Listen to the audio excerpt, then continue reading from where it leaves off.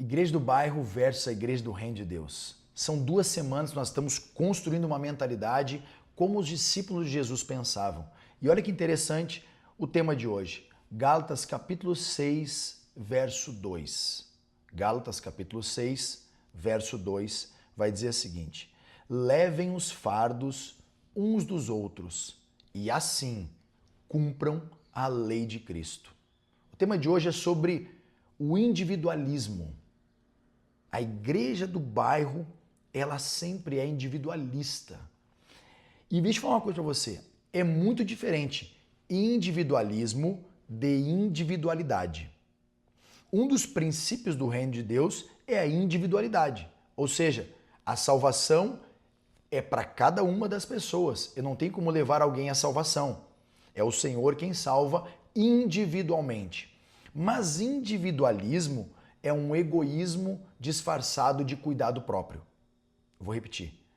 O individualismo é um egoísmo disfarçado de cuidado próprio.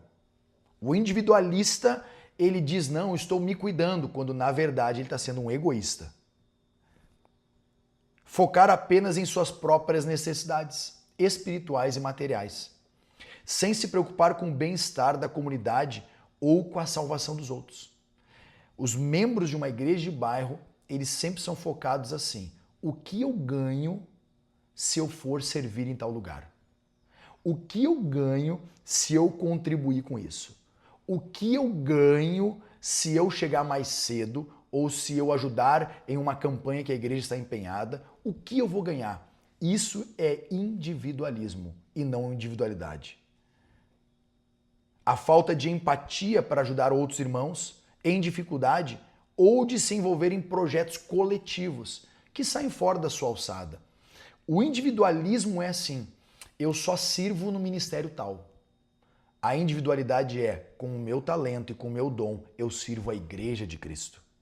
Então você não foi chamado para servir em um departamento, você foi chamado para servir o reino de Deus com o talento que Deus te deu, independente de qual é o setor, seja criança, adolescente, jovem, adulto, velho, seja o campo missionário, seja a obra social, seja em cima de um palco ou no estacionamento de uma igreja.